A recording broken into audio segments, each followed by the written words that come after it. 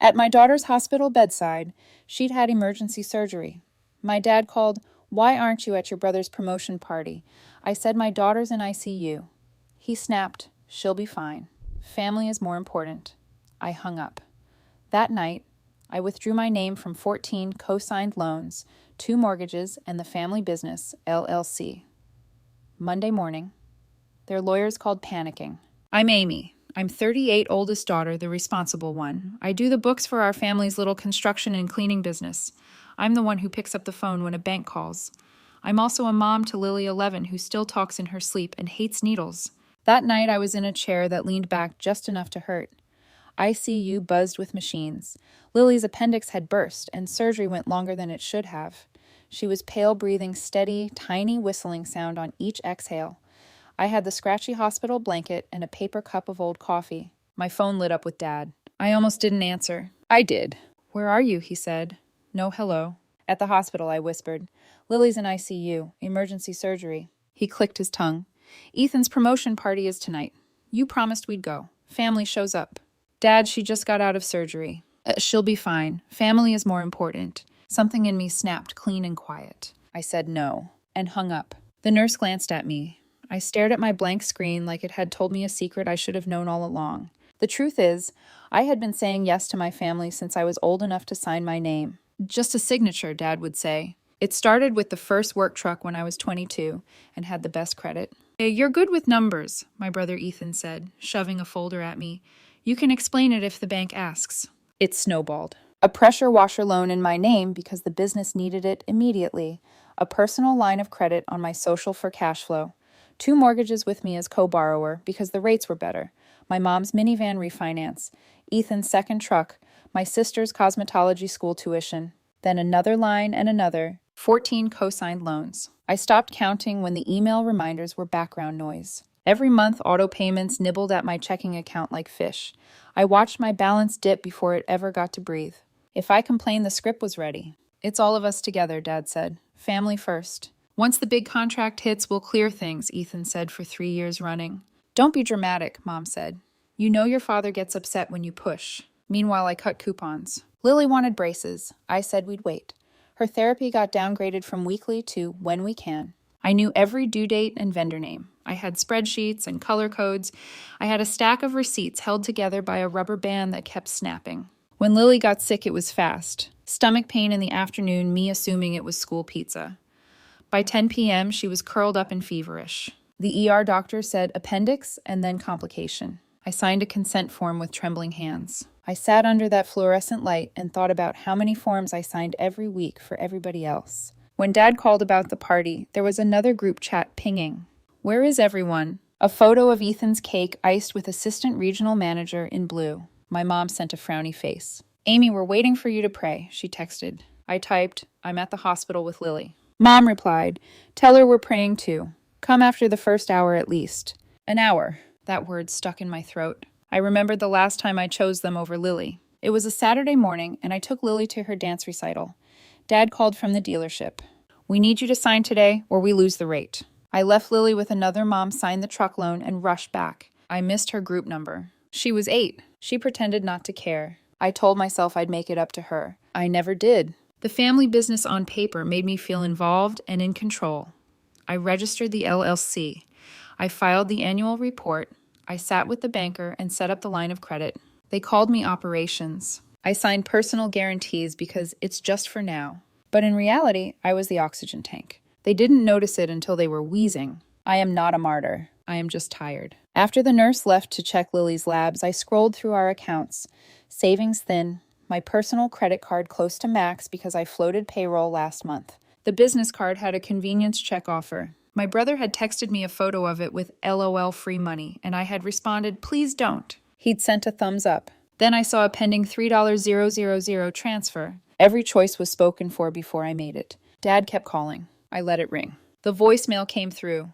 "Amy, this is unacceptable. You're making a scene. We show up for Ethan tonight." I put my phone face down on the little rolling table. I stared at Lily's IV and thought I'm done making scenes for everybody else's movie. Around 2:00 a.m., Lily stirred and mumbled, "Mom." I touched her hair and said, "I'm here." She slipped back into sleep. The monitor beeped steady. The hallway was quiet except for the squeak of a cart far away. I opened my bag and took out the yellow legal pad I always carry. I wrote one word in block letters. Enough. Under it, I made a list. Business line of credit, 85.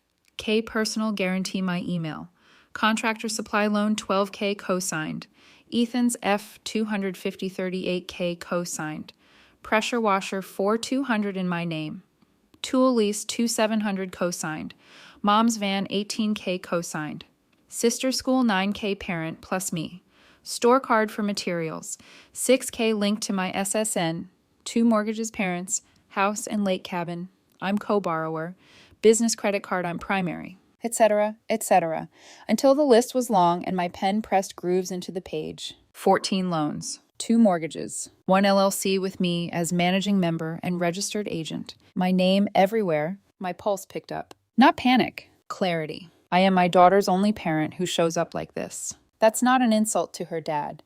He's decent but distant. I am the one in this chair. I am the one whose name is on the IV bracelet as contact. If I don't put my own oxygen mask on, nobody will. I texted Tessa, my friend who works at a small law office. Are you awake? She replied, insomnia says hi. What's wrong? I'm at the hospital with Lily. She's okay, but it was bad, and I'm done. I need to get out of the cosign mess and the business. Where do I start? She called me immediately. Tell me everything, she said. I whispered the list. I told her about Dad's call. I told her about the party. She was quiet for a beat. Then, okay. You can't magically erase your name from existing debts tonight, but you can do a lot. First, resign from the LLC as managing member and registered agent. Notify the bank you revoke authority to use your personal guarantee on new credit. Freeze the business card in your name. Put lenders on notice of no further consent. Demand a buyout or refinance under the operating agreement, and for your personal, freeze your credit. It sounds like a lot. It is. But you're good with paperwork. Start with emails. Follow up with certified letters. Tomorrow we'll file with the state. I opened my laptop. The hospital Wi-Fi was slow. The login screen asked me to accept terms. I did. I opened my documents and typed, effective immediately. I, Amy Ruiz, resign as managing member and registered agent of LLC Ruiz Pro Services. I revoke any and all personal guarantees for future obligations, and I withdraw consent to any use of my name, social security number, or credit in connection with the business. Please update records accordingly. I sent it to the LLC email list. Dad, Ethan, me. Then I CC'd the banker, the vendor rep, the CPA. I opened the state website and filed a change of registered agent, $50. I used my personal card and winced, then pressed submit. The confirmation number felt like fresh air. I pulled up the business card app and froze the card tied to my name. I changed the online banking so 2 signatures were required for transfers. I removed my phone number as the recovery number. I paused and listened to Lily breathe. I drafted a standard letter. To whom it may concern, I hereby rescind any authority for Ruiz Pro Services LLC to open credit, obtain loans, or modify accounts using my personal information. This notice applies to all current and prospective lenders. I attached a copy of my ID. I scheduled certified letters to each lender in my notes. I emailed myself a to-do list. I opened my personal bank app and moved my paycheck to a new account I had opened quietly last month when I first started feeling something wasn't right. I changed direct deposit. I canceled autopays for anything not in my name. The pressure washer, they'd have to take it. The emergency supply account, not my emergency anymore. While I worked, a text popped up from Ethan. What did you send Dad is losing it? I typed and deleted. Typed again. I'm with my daughter in ICU. I will not discuss the business tonight. All communication in writing. He sent, you're being insane. Then we'll talk tomorrow. I kept typing letters to the mortgage servicers. I will not consent to further draws or modifications without my written approval. To the line of credit. Freeze draw capacity. Do not extend or renew on my personal guarantee. Confirm receipt. My hands shook. Not with fear. With something like relief. Around 4:00 a.m., I leaned back and stared at the glow of the screensaver bouncing in the dark hospital room. The words, I resign, replayed in my head like a song that finally made sense. I put my phone on Do Not Disturb and held Lily's hand. Her fingers squeezed mine in her sleep. I thought I'd choose you. Monday morning hit like a fire alarm. I had taken Sunday to sleep in the chair and talk to Lily about cartoons and broth. She smiled weakly and asked if she could have blue jello when the nurse allowed. I texted Tessa a photo of Lily's thumbs up. Tessa sent back, Blue Jello is legally binding proof of recovery. At 8:07 a.m. Monday, my phone lit up. Unknown number. I answered because I wanted it over. Amy, this is Greg from Halpern and Doyle Counsel for Ruiz Pro Services. We received an alarming email. Good morning, I said. Yes, all future communication in writing, but I can clarify briefly. You can't simply resign. There are processes. There are liabilities. I filed with the state. I have confirmation. I'm not erasing existing obligations. I am revoking my authority and personal guarantee on future ones, freezing cards in my name and resigning my role. Per the operating agreement, Section 7, you have 60 days to execute a buyout of my membership interest, or I will file for judicial dissolution. Silence. Then paper shuffling. We'll need to meet. In writing, I repeated. I'm in a hospital ICU with a child. I am not leaving to sit in a conference room to be scolded. A call from the bank came next. We got your notice, the banker said, voice careful. We've frozen the card ending in 7742 and set 2-signature authorization. We can't remove your name from the line without refinance. I understand, I said. Please note in the file that no renewals or increases are to be executed with my personal guarantee. Confirm by email.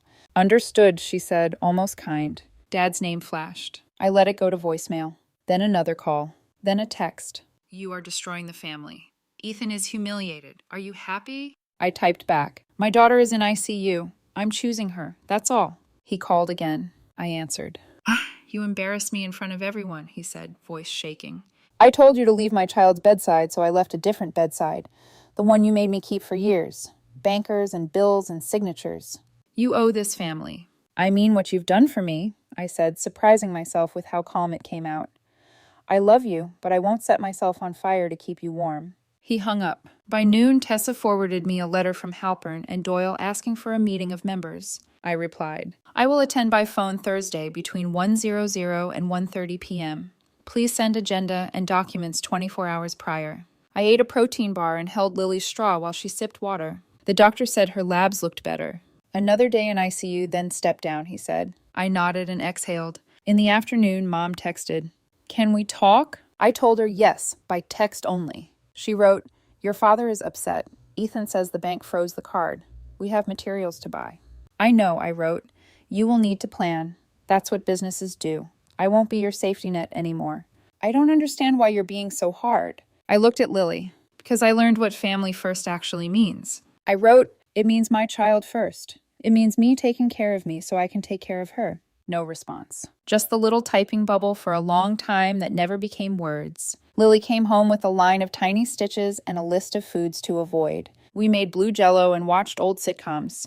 The cat refused to leave her lap. The house felt quiet in a way I hadn't felt in years. No phone pressed to my ear. No scramble to cover someone else's emergency. On Thursday, I dialed into the members' meeting from my dining table. It was short. Their lawyer sounded stiff. Ethan sounded offended. Dad didn't speak to me directly. I repeated my boundaries like a grocery list. No new credit with my name. No acting on my behalf. Written communication only. Buy me out or prepare for dissolution. After the call, I set up automatic transfers to a savings account labeled Lily. I booked her dentist for braces. I emailed her therapist to go back to weekly. I told Tessa I'd pay her for her help. She said, Buy me tacos and we're square. The moral is simple. Family is not a credit line. Love doesn't demand you abandon your child. No is a full sentence, especially when your hands are already holding someone small and sleeping. My boundary is here now. If you want me, you get me with my oxygen mask on my name to myself and my daughter at the center where she belongs.